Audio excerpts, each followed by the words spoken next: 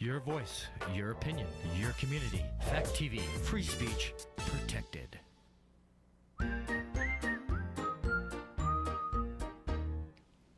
So in this movie, a group of people kidnap a child? Yes. And then they end up locked in a house with her? Yes. So they get what they deserve? Yes. All this and more on Gory Story Time. Warning. Gory Story Time is a horror movie review show by a son and his dad who thought that letting his 5-year-old watch scary movies was acceptable. If you are offended by horror or talk about blood and gore by a child, or if you don't want horror movies from the 60s through today spoiled, then there is a remote stuck in your couch cushion next to potato chip crumbs. Use it. And of course, parental discretion is advised. Why? You didn't use any. Shut up and start the show.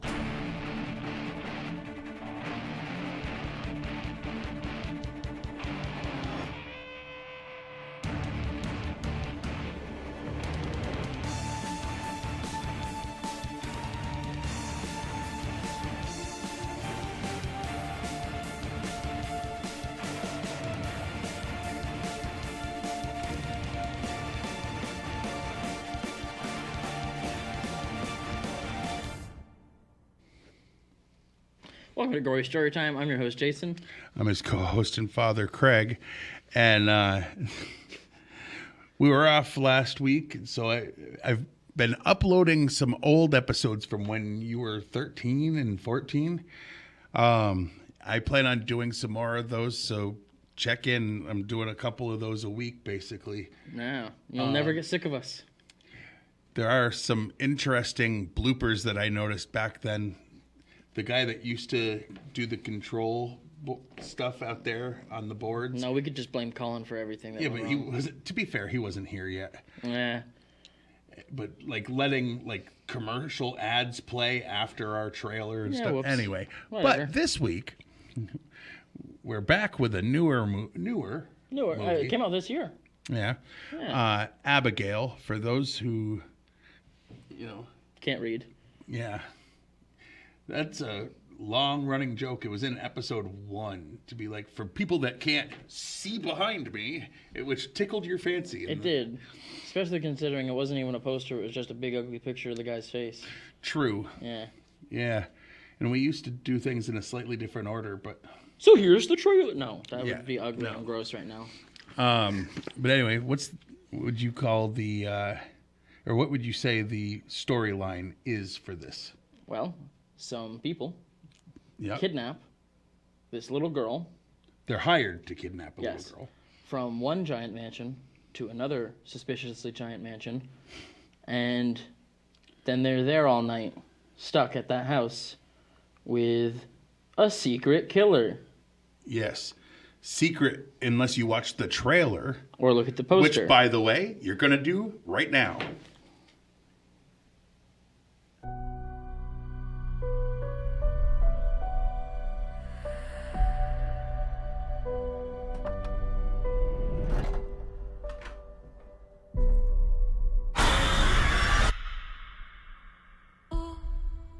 You all came highly recommended.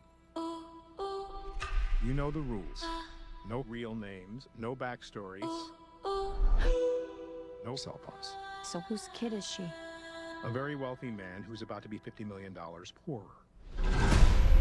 I'm here to make sure you're safe. What's your name? Mine's Abigail. You can call me Joey. Do you have any kids? I have a little boy. See you in 24 hours. Do you know what a pinky promise is? If you behave and do as we say, I pinky promise you, it'll all be over soon. Joey, Yeah. I'm sorry about what's gonna happen to you. What the fuck?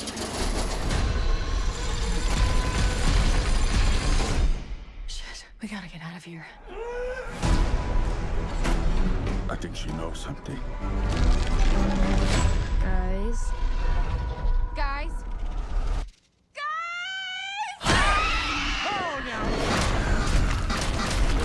What the fuck is that thing? We kidnapped a fucking vampire.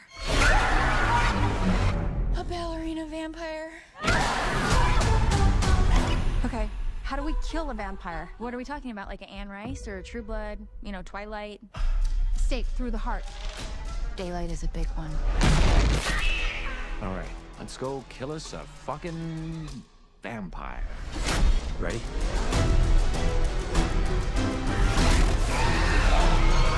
Vampire on my ass!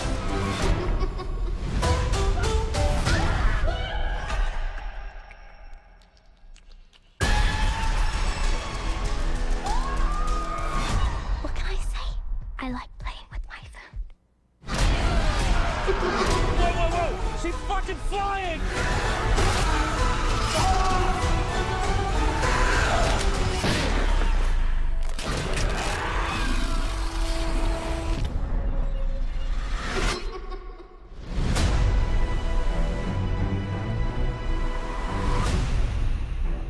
I fucking hate ballet. Yes. All right. So, everybody's a vampire. And nobody's a vampire. No. Anyway, I would have tried to find a way to not let the twist out that she's a vampire and was going to kill all of them. Leave it at the, I'm sorry, what's going to happen to you, because that could be ominous enough that it's somebody else. Well, and they could even have the clip where the person was like, who's your father? And she said the name, and like, and everybody that had heard the name, like their blood ran cold. But they didn't need to Have you ever had that happen? Your blood run cold? No, I think I would die. I've actually had that. It feels like the blood chills in your arm. No, it feels like from the inside, like there's liquid cold ice. Yeah, I would go to the hospital if I felt that. I don't fear a lot of things, but it has This is a happened public service announcement. If you feel ice inside of your veins, don't sit still and think that this is okay. Anyway, all right. Now why don't we get to the part that we're really here for? Yes, money. Yes, because we make lots and lots of money doing this show. Can't you tell by our drip? Actually, this is a new hat. Thanks. The only thing new on my hat is this I voted sticker. There's no way we're making this a political show, though. Just no. I hope everybody voted that wanted to vote, and that's it. You didn't vote for caramel apple, or? Caramel apple? No. Yeah, it was just Halloween. This is a spooky show. It's better you than voted candy for Freddy? corn. What? Anyway.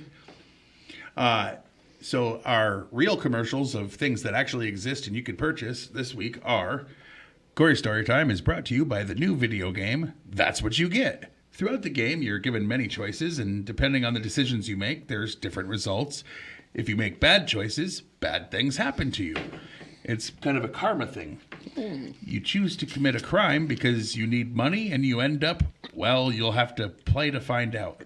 That's What You Get is a game all about karma doling out justice. So if you find find your copy of That's What You Get today from GST Games. And by the ballerina classes. By ballerina classes, the dance class that combines dance moves and martial arts. Nobody expects a ballerina to be able to defend herself, which gives you the upper hand. They won't see it coming. So, I forgot. Pirouette yourself to a hand-to-hand victory and pile the hell out... Plie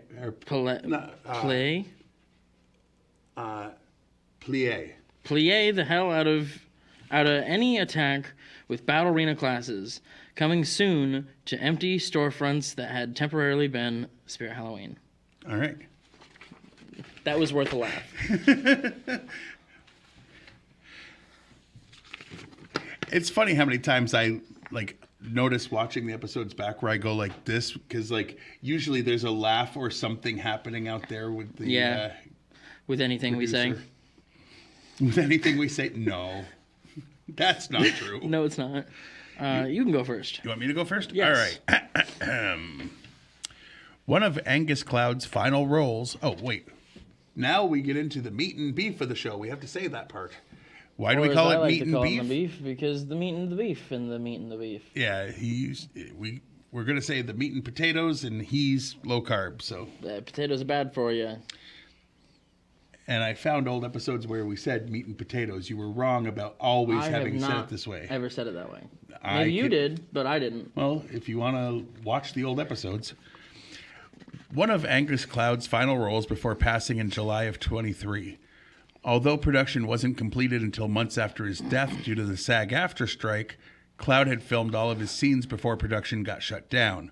He had signed an autograph for a crew member during his time on the set, and Melissa Barrera had it printed on T-shirts for the cast and crew when they wrapped filming.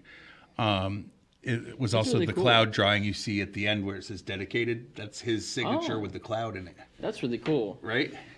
The directors were so impressed by Alicia Weir's dancing that they added more dance sequences to the film. That was the girl.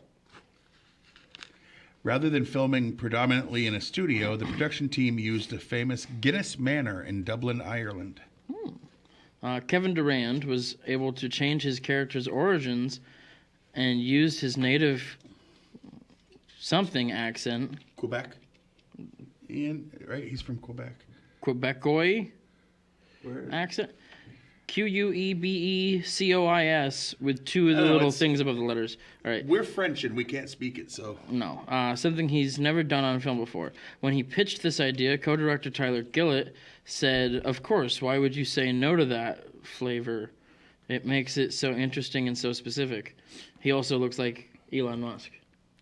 A little bit. He looks like a muscular, he's like Elon Muscles. Yeah.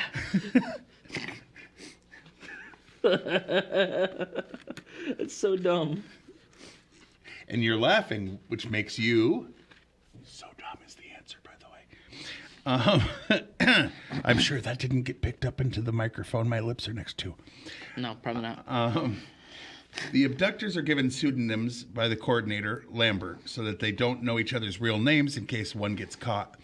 These names are taken from the Rat Pack, a group of celebrities in the 60s. Frank, as in Sinatra, Dean, as in Martin, Sammy, Davis Jr., Peter, Lawford, Joey, Bishop, and Rickles was Don Rickles. Comedian Don Rickles wasn't an actual member of the Rat Pack, but said, "I never received an official membership card, but Frank made me feel part of all the fun." Don Rickles is awesome. He's amazing. As long as you don't have a sense of humor that gets hurt really, like if you get hurt by jokes, don't look up Don Rickles. Any jokes. Like no matter what.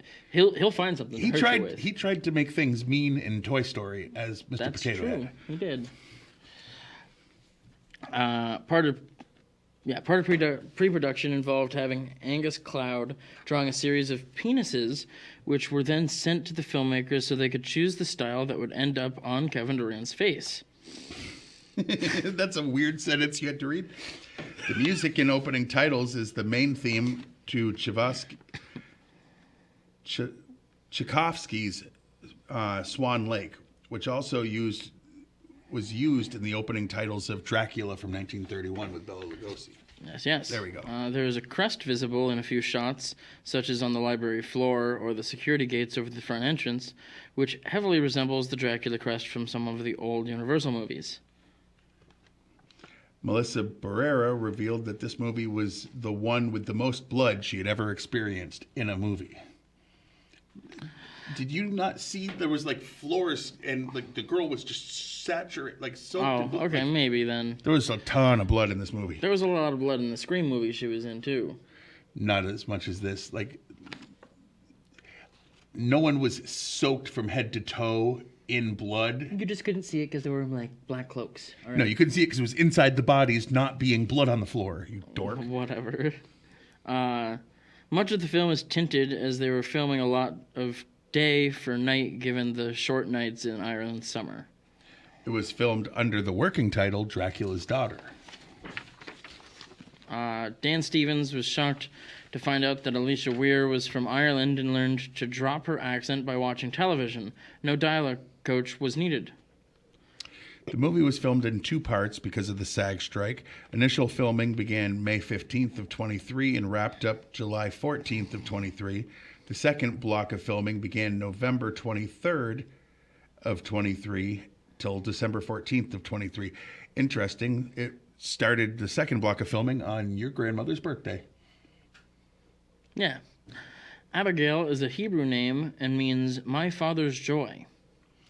It contains 224 uses of the F word and its derivatives, which you might have noticed in the trailer. Yeah. At least one, if not two. When Frank says, all right, let's go kill us an effing vampire, it is a nod to George Clooney's quote in From Dusk Till Dawn when he says, all right, let's go kill us some effing vampires. Yeah, see, before knowing that the trailer was uncensored, I edited the quotes. Yeah. And we've already... But you could see what that is. You know what effing means. You effing know. The opening ballet performance was filmed at the Bord Gaius Energy Theatre in Dublin, Ireland. Alicia Weir lives in Dublin, as did Bram Stoker. Maybe they're all vampires. Tyler Gillette spoke to Empire about Abigail's design and specifically her teeth. We talked about the teeth a lot. He says, we wanted them to look more primal and animal than usual vampire fangs. Abigail's are kind of teeth on top of teeth like a shark's mouth. Those apex predators, when they open their mouths, you see they're designed to inflict as much damage as possible. It also very much looked similar to the teeth they chose to go with in Renfield. No, because there was actual... You have to re-look at that. No. Calling the frightened kidnapped child version of her character Abby and the alpha predator Abigail helped Alicia Weir approach the character as two separate people. For scenes where she's Abigail, she altered her voice to sound more like a confident adult. Abigail tells Frank that access to the secret escape route can be found in the library, with the lever being activated by pulling the book And Then There Were None. This hints that Abigail is misleading Frank. Agatha Christie's And Then There Were None is a story about a group of strangers locked in a remote house getting picked off one by one, similar to what is happening in the movie to these characters. So I did not know that. Yeah, I've never read that book. But the difference is I've read a lot of books and I haven't read it. You haven't read a book. Well, okay. Anyway. I've read some. A couple. Maybe 3. The ingredients list on, Cinnamon Toast Crunch is not a book. He can't make it through a Rite Aid receipt. But anyway. Who can? Well, that's true. Who's got that kind of time? All right. We loved this movie. I know that. So I'm going to go with, what is your least favorite part of this movie? Skipping parts of the episode. What? That's my least favorite part. What did I miss? Rotten Tomatoes is a thing that exists. You're right. My bad. And the critics, we're not going to explain it. Yeah. The critics average 83%. 83%, and the people have it as a 78%. Yes. Both being fresh. Yes. The people should have it higher than they do. Actually, both should, but yeah. Anyway. Now.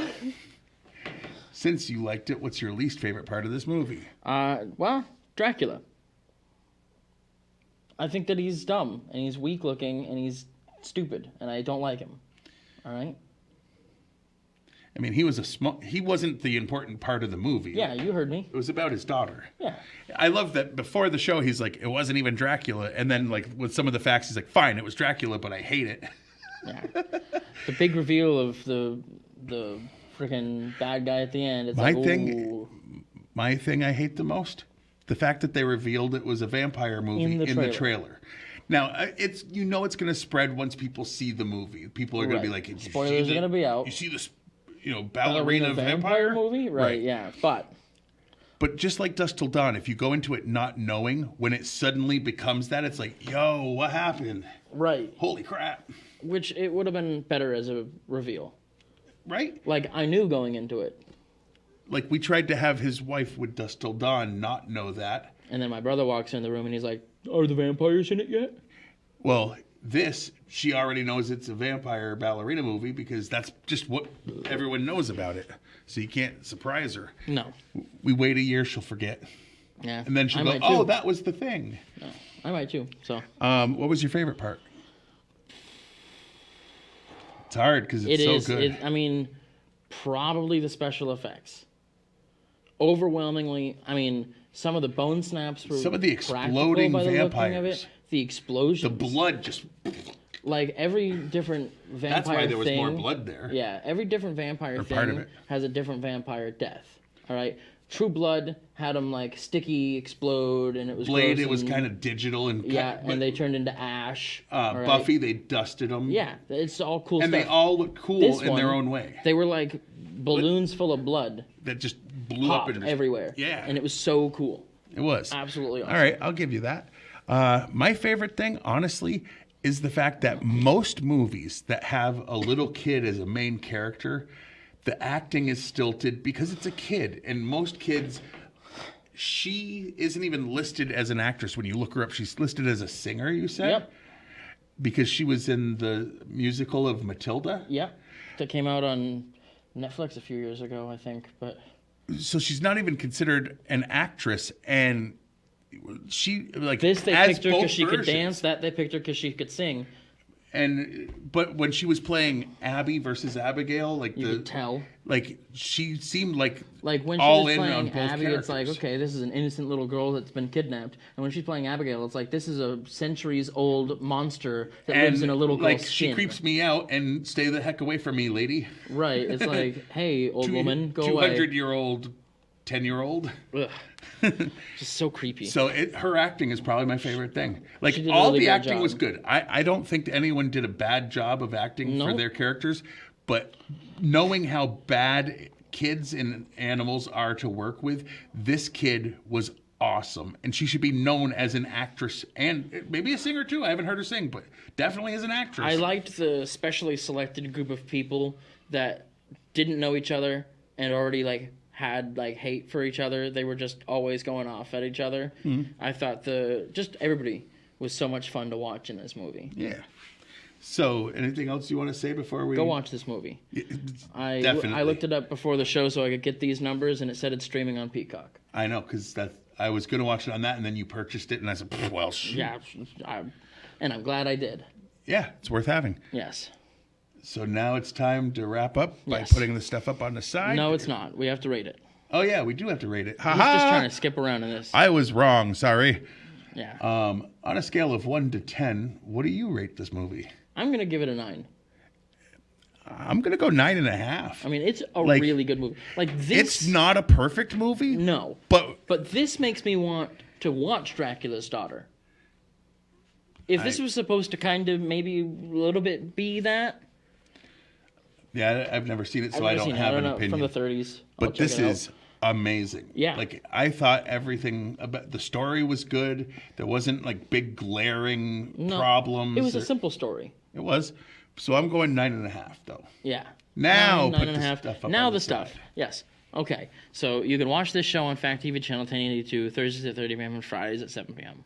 You can like us on Facebook, and by us I mean Gory Story Time and Fact TV. You can go to factdate.com, watch a bunch of the back episodes of this, as well as many other shows and pieces of content. And You can follow us on X. I'm at Craig Jakes, all one word, all lowercase. I don't tweet anything about the show. I do tweet humorous things mostly.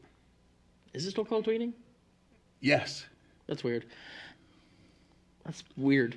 And you can follow me. I'm at Jiggly Firmbrain. I don't tweet anymore, apparently. Yeah, basically.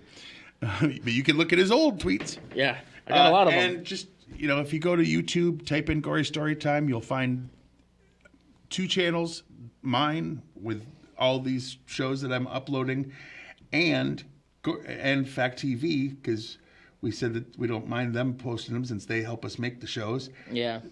Like, subscribe to both. Yes. And I think that's it. Right. So I've been your host, Jason. I'm his co-host and father, Craig, and Sweet dreams.